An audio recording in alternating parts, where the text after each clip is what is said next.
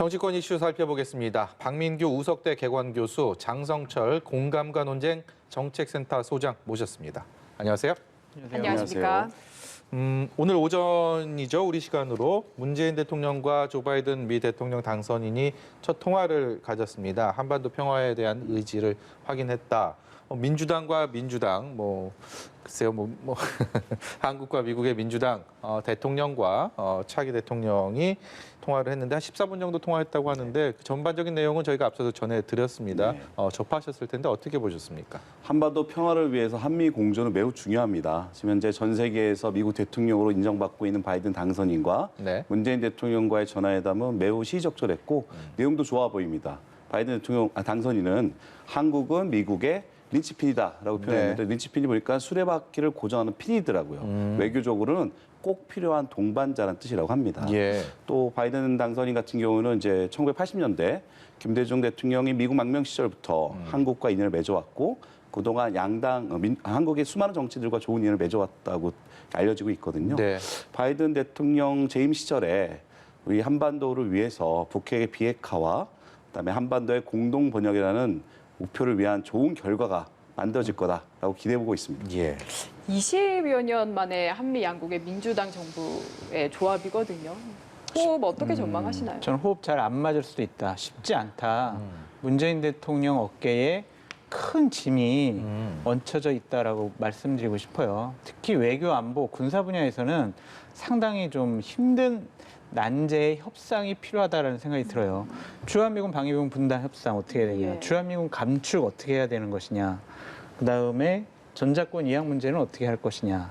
쿼드 플러스라고 인도와 태평양 지역의 네. 안보 축 여기에 지금 미국이 우리 보고 참여하라고 하는데 중국의 눈치를 볼 수밖에 없는 우리가 여기 참여를 어떻게 할 것이냐. 근데 오늘 바이든 당선인은요. 문재인 대통령께 한국은 인도 태평양 안보의 핵심 축이다라고 말씀하셨어요. 쿼드에 참여해라. 이러한 압력이라고 좀 보여지고요. 마지막 네. 5번째는 클린 네트워크입니다. 하웨이 사용하지 말아라.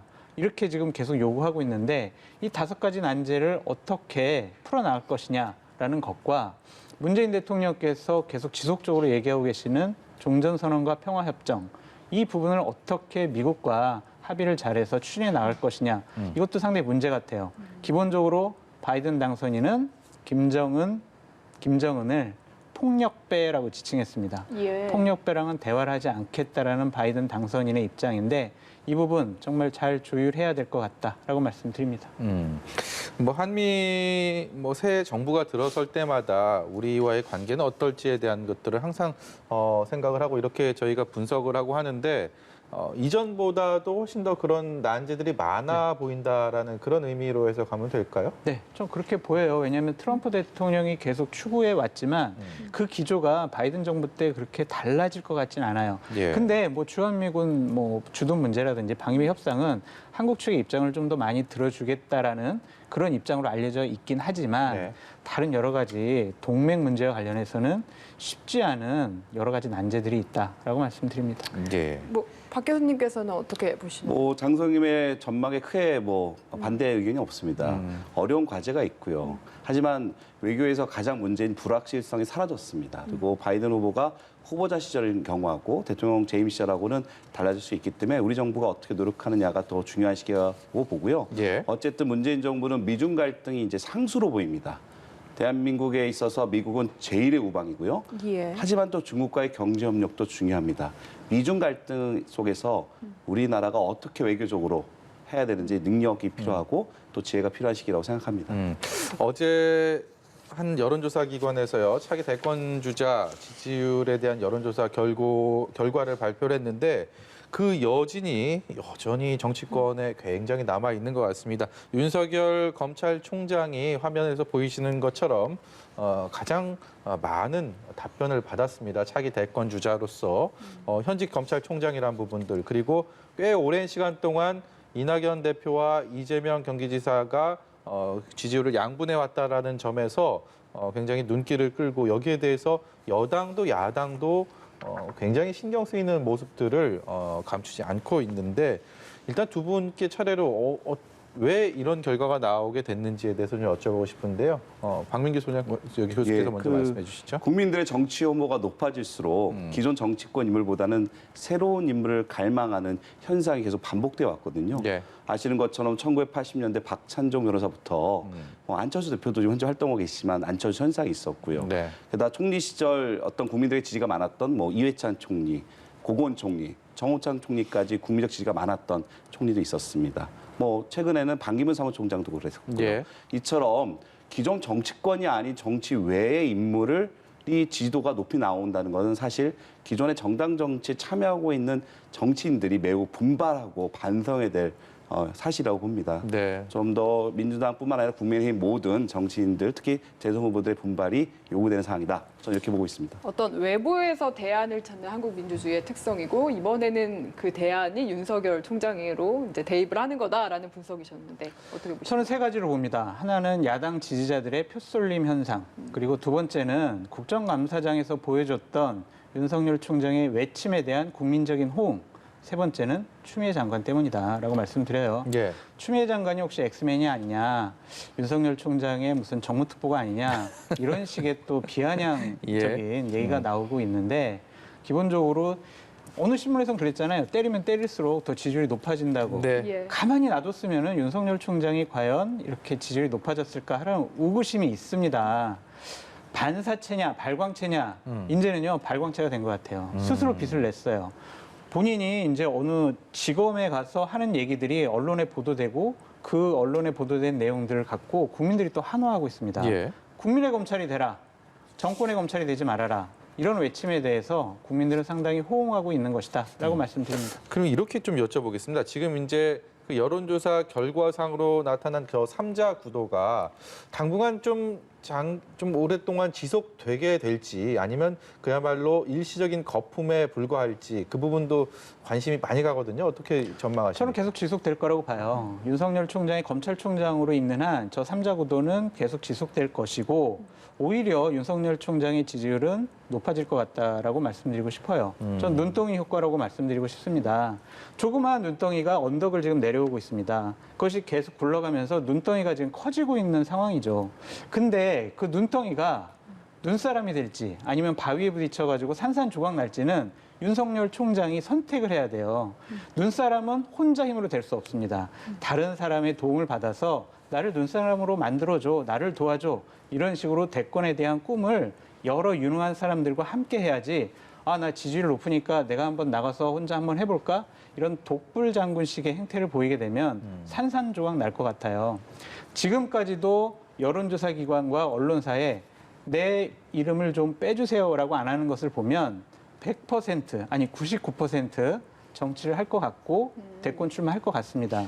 예. 처음에는 그러지 않았습니까? 처음에는 예. 이렇게 좀 빼달라고 했는데 제가 이제 어디 물어보니까 조금 좀 부담스럽습니다라고 대검에서 연락이 왔다는 거예요. 그래서 빼드립니까? 그랬더니 뺀다라고는 그렇게는 그래요? 말을 예. 못하겠다라고 얘기. 저번 주 여론조사 기관한테 그렇게 얘기를 했대요. 아. 그러니까 약간은 좀 불편하다, 곤혹스럽다 이 정도의 의사만 전달했답니다. 그러니까 빼달라는 소리 안 하는 거예요. 본인의 의지가 있어 보입니다.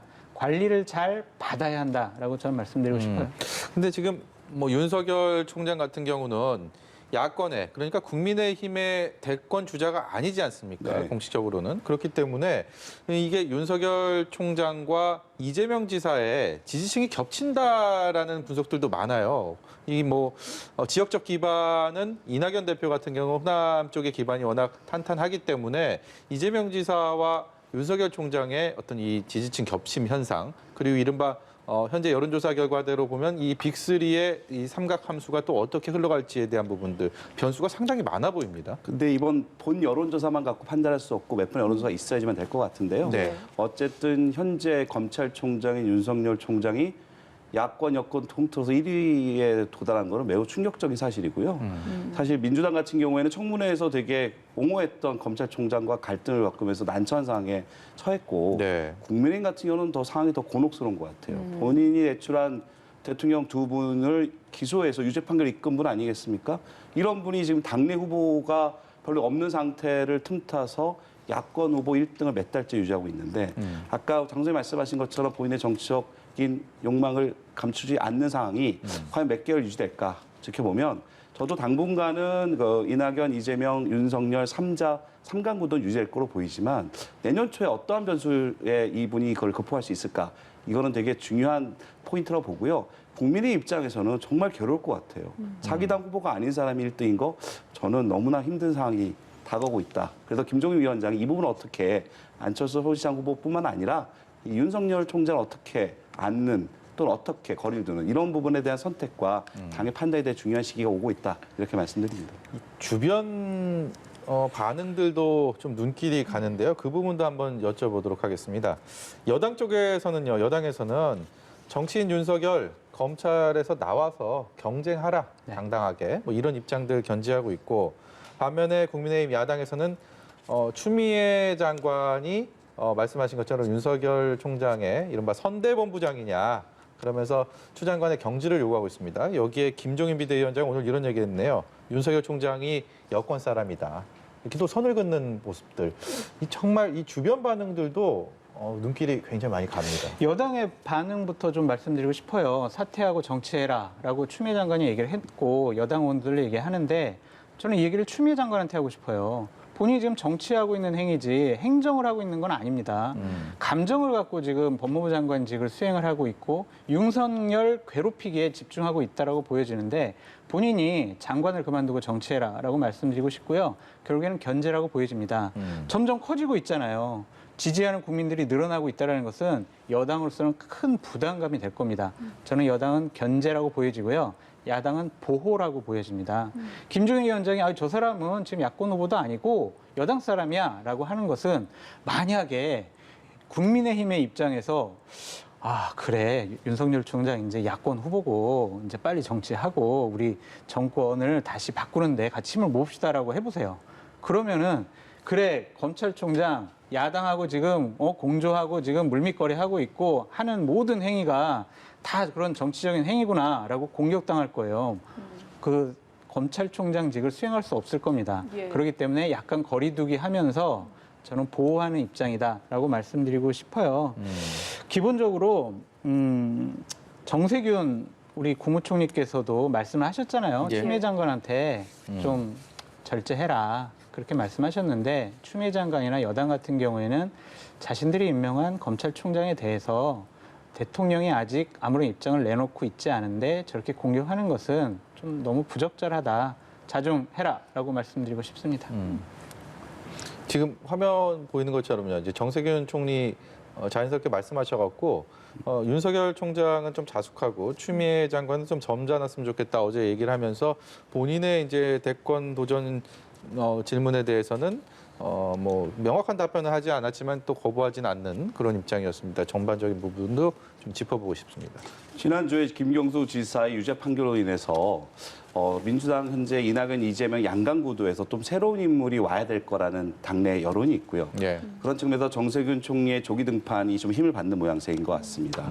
정세균 총리께서는 어쨌든 국정 운영을 잘하고 계시고 예. 또 국민적 신뢰가 높은 정치인이기 때문에 정세균 총리까지 민주당 경선에 일찍 참여하게 된다면 민주당 당내 경선이 좀 흥행할 거로 보이고요. 결국은 본선 승리를 위해서 민주당 당내 경선이 얼마나 국민의 지지와 관심 속에서 이루어지느냐 이 여부가 제일 중요하다 보입니다. 예. 추가로 하나 말씀드리면 아까 장소영이 말씀 중에서 추미애 장관이 윤석열 총장에게 감정적으로 대한다고 하셨는데 그런 비난을 받을 여지를 내는 건 맞지만 검찰총장이 정치적 중립 의무를 심각하게 위반하고 검찰총장이 법무장관의 부하가 아니라고 얘기하는 부분들은 매우 부적절한 발언이기 때문에 제가 보기에는 윤석열 총장도 비난마다 마땅하다 보고요. 예. 이 문제는 흔히 얘기했듯이 동반 사태가 답이라 이런 말이 들 정도로 너무 국민들의 피로가 많이 가고 있습니다. 어쨌든 이 부분을 조속히 정리했으면 하는 바람이 있습니다. 예. 네, 어쨌든 참 여론조사 하나가 이렇게까지 파장이 큰지 계속해서 제가- 좀 뜨겁다는 생각이 제가 이제 듭니다. 맞지 않은 예측을 또 한번 해보면 올해 예. 안에 윤석열 총장 여론조사 한 30% 찍을 것 같다라는 생각이 듭니다. 왜냐하면은 어제 여론조사를 좀 자세히 분석을 해보니까 그 문재인 대통령을 반대하는 지지층에 거의 50% 정도만 윤석열 총장을 지지하고 있어요. 근데 지금은 지금 윤석열 총장이 정치할 것 같다.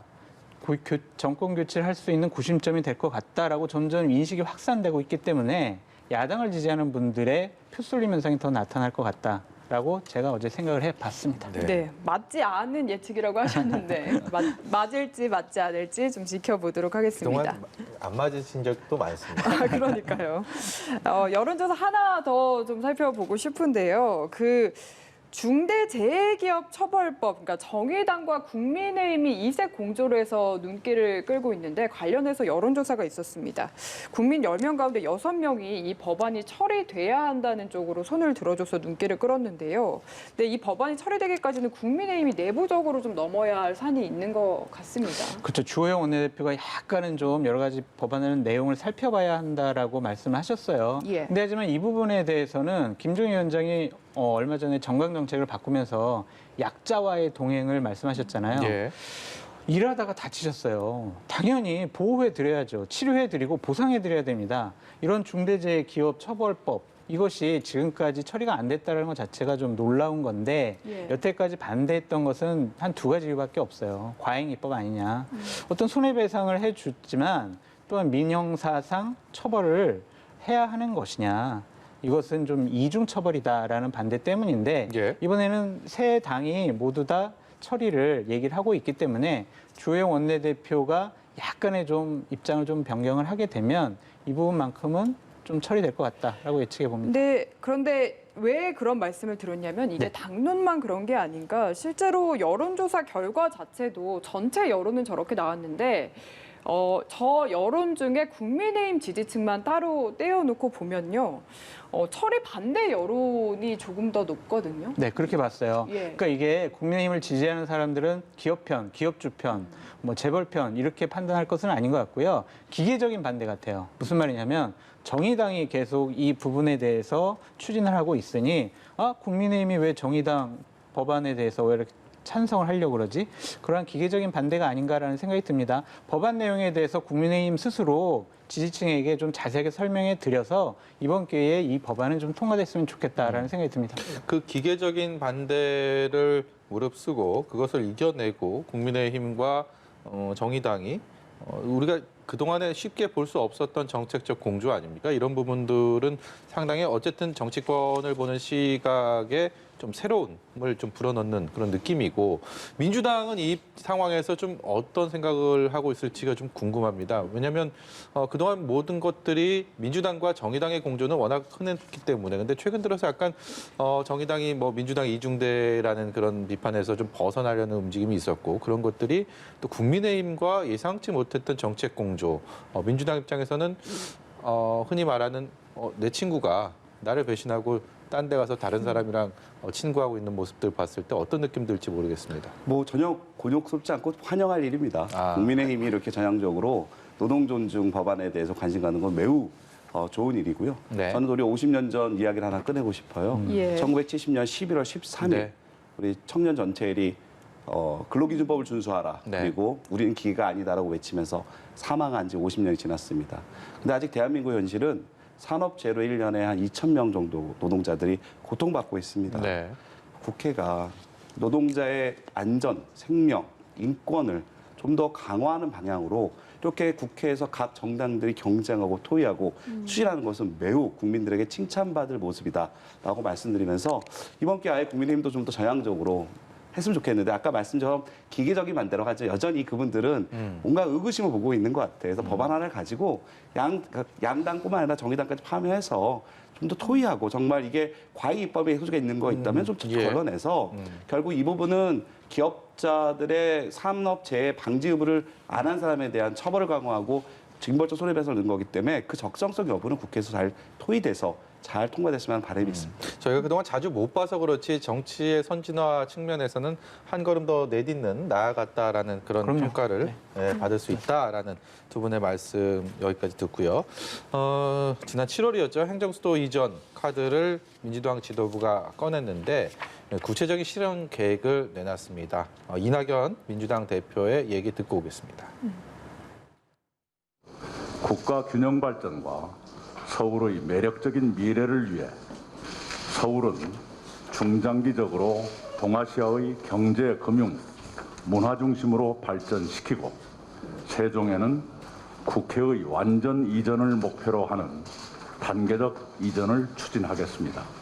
그 구체안을 곧 국민 앞에 상세히 제시하겠습니다.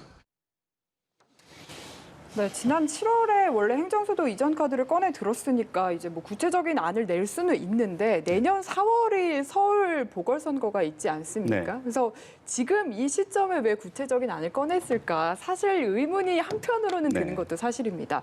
이낙연 대표가 어떤 안이 있기 때문에 지금 이 시점에 이 안을 꺼냈다고 보십니까? 책임 있는 여당 대표로서 적절한 발언을 했다고 생각합니다. 세종시로 국회를 이전한다는 것은 국가 균형 발전을 위해서 민정이 꾸준히 추진해온 정책의 완성판일 수가 있거든요. 네. 서울 시민들이 그렇게 발표가 나고 추진이 된다면 당연히 보궐선거에선 불리할 겁니다. 민주당에겐. 하지만 책임 있는 여당이라면 해야 될 일은 정치 유불리와 상관없이 해야 된다라고 생각하고 그 부분에서 옳은 말씀이었다고 생각하고요. 덧붙여 말씀드리면 서울은 그냥 글로벌 도시로서 새로 또 발전할 수 있도록 수도권 규제 완화를 수 있는 또 방안이 있습니다. 그래서 일단 국회 세종시 이전을 위해서 노력하고 거기에 대한 문제는 다른 방식으로 또 정부가 할 수 있는 걸 할 수 있다라는 어떤 자신감이 아닐까 이렇게 생각해 봅니다. 장 소장님한테 여쭤봤어야 됐던 게 아닌가 싶기도 한데 지금 어떻게 여쭤보세요. 생각하시나요? 저는 이낙연 예. 대표의 조급함의 발로라고 생각이 듭니다. 본인이 내년 임기가 3월까지인데 그 이전까지 당대표로서 많은 성과를 이끌어내야 한다. 그중에 하나를 이제 행정수도 이전이라는 이 카드를 꺼낸 것 같아요. 상당히 부적절하고 무능력한 말이라고 생각이 듭니다. 행정수도를 이전을 하면 입법부를 세종으로 옮기면은 그게 행정수도 이전인가요? 입법부잖아요. 입법부인데 어떻게 이게 행정수도예요? 그거 말이 안 되고요. 청와대랑 국회를 떨어뜨려 놓는다? 이것은 전 세계적으로 이런 나라가 없어요. 미국하고 백악관하고 미국에는 2km고요. 프랑스 엘리제 공화국 의회는 1km고요. 영국의 총리관저랑 의회는 370m고요. 독일의 연방수상부랑 의회는 540m예요. 북한 노동당 1호 청사랑 만수대 의사당 1km예요. 이게 제일 멀어요. 그걸 다 찾아오셨나요? 찾아봤어요. 예. 근데 서울하고 세종시하고 140km입니다. 네. 왜 청와대랑 의회를 떨어뜨렸느냐? 이 뭐 행정 비효율 때문에 그런다고요? 그렇다면 이 국가 운영의 비효율은 어떻게 처리할 것이냐? 저는 이 문제를 문제제기하고 싶고 그렇다고 해서 야당이 주호영 원내대표가 아니 이건 위헌이야. 위헌이기 때문에 우리는 균형발전 특위에 참여 안 해. 라고 모든 것을 거부하는 모습도 잘못됐다고 생각이 들어요. 예. 거기에 참여해서 그런 입법부를 세종시에 옮기는 것이 왜 부당한지에 대해서 치열하게 논쟁을 해라. 국가 100년 대계잖아요. 수도를 옮긴다라는 건. 네. 이거를 야당이 무조건 거부만 하는 것은 안 되고 치열하게 토론하고 대안도 제시해라. 그렇게 말씀드리고 싶어요. 토론과 대안의 결론은 정해져 있는 게 아닌가 싶은데 일단 국회 이전 쪽으로 생각을 한다면 남느냐 이전하느냐 둘 중에 하나 아니겠습니까? 뭐 중간에서 멈추진 않을 테니까 그 부분에 대해서는 그게 여야의 지금 논의를 통해서 좀 절충이 될 수 있는 부분이라고 생각하세요? 절충이 좀 어려울 수 있지만 결국 국회란 곳이 다른 의견들이 토의되면서 사회적인 여러 가지 의견들이 반영돼서 최종안을 만드는 곳이기 때문에 기본적으로 국회 세종 이전에 대해서 반대하고 있는 정당과 추진하고 있는 정당 간의 토의는 국회에서 이루어지는 게 맞다라고 말씀드리면서 행정의 비율을 극복하기 위해서 국회를 이전한 면도 있고 그거 더 나아가 균형 발전의 목표를 위해서 나중에 지난번에 헌재 재판 판결로 인해서 멈췄던 법률을 다시 한번 고민하고 있는 정도까지도 하고 있기 때문에 그것이 바로 졸속적으로 처리되지만 않는다면 충분히 21대 국회 후반기에는 논의할 수 있다. 다음 대선 때 각 정당의 후보들이 공약으로 낼 수 있기 때문에 이 부분까지 좀 오픈해서 생각해야 된다고 생각합니다. 조금 전에 박 교수께서는 행정수도 이전, 그 국회 이전이 서울시장 내년 보궐선거에서는 민주당에겐 좀 불리할 것이다라는 진단을 해주셨는데 여기에 대해서 장 소장께서는 어떻게 생각하세요? 저도 불리하다고 생각을 합니다. 왜 이런 판단을 하셨는지 전 이해가 안 가고 그래서 제가 이낙연 대표의 조급함이라고 말씀드렸어요. 혹시 이런 판단을 하셨을까요? 행정수도를 이전한다고 하면 서울 집값, 전세값이 떨어질까? 이런 판단 때문에 이런 말씀을 하셨는지 모르겠지만 세종시 집값 올라가는 건 어떻게 하실 거냐고요. 그리고 그 옮긴다라고 선언만 했는데 집값, 전세값 떨어지겠습니까? 이것은요. 무능력함을 표현한 것이다라고 말씀드립니다. 그 일부에서는 이 내년 보궐선거에는 불리한 아니지만 이제 대선을 생각하면은 유리한 카드다라는 분석도 있는데 여기에 대해서는 좀 어떻게 보십니까? 너무나 이제 정치적인 해석 같아요. 예. 그냥 균형 발전을 위해서 수도권 과밀화는 대한민국 네. 미래를 막는 위험 중에 하나거든요. 그걸로써 우리가 전 노무현 정부 때 추진했던 부분들이 헌재 판결로 멈춰져 있었고 21대 국회에서 우리가 그걸 아젠다로 고민하는 일련의 과정이라고 하시면 좋겠고요. 예. 자꾸만 이러한 행정수 이전에 대해서 모든 것을 부동산 정책으로 또는 우리 실적으로 몰아가는 어떤 공격에 대해서는 뭐 어쩔 수 없는 부분이 있겠지만 좀 과도한 측면이 있다. 이거 좀 더 현실적으로 대한민국 국가 대계를 논의할 시점이다. 이렇게 말씀드리고 싶습니다. 제가 예. 좀 드리고 싶은 말씀이 정치인들에게 하고 싶은 말씀이 있어요. 표 계산하지 말고 선거 계산하지 말고 정치적인 이해득실 계산하지 말아라. 국가 100년 대계를 위해서 국민의 뜻과 눈높이에 맞는 결정을 해라. 예. 여야가 합심해서 국민이 원하는 방향으로 결정내라. 독단적으로 밀어붙이기식으로 결정하지 말아라. 그렇게 말씀드리고 싶습니다. 네. 예, 알겠습니다. 그리고 조금 전에 좀 들어왔던 내용인데 국민의힘 경선 준비가 오늘 보궐선거 경선을 최종안을 네. 결정을 했다고 합니다. 이제 예비 경선에서 국민 여론을 100% 반영하고요. 본 경선에서도 당원 투표 국민 여론이 20대 80이니까 네. 일반 국민 여론을 좀 최대한 많이 반영하겠다는 뜻이 반영이 됐습니다. 그렇습니다. 예선에서는 100% 여론조사로 한다고 했고요. 본선에서는 당원들 20, 일반 시민 80 예. 이렇게 한대요. 근데 더 재미있는 게 있어요. 토론회를 대략 한 5번을 한답니다. 5번 할 때마다 계속 투표를 한대요. 그래서 합산을 해가지고 최종 결선에 갈 후보를 뽑겠다는 거예요. 이거는 여태까지 국민의힘이나 우파 쪽에서 한 번도 해보지 못한 후보 선출 방식이거든요. 결국에는 민심을 따르겠다라는 것으로 보여집니다. 네. 어떤 당의 의원들의 세력들의 추대로 인해서 후보들을 뽑는 것이 아니라 이길 수 있는 후보, 주민과 국민들이 원하는 후보를 뽑겠다라는 의지의 표현으로 보여집니다. 예. 오늘 말씀 여기까지 듣도록 하겠습니다. 지금까지 박민규 우석대 개건교수, 장성철 공감과 논쟁 정책센터 소장이었습니다. 고맙습니다. 잘 들었습니다.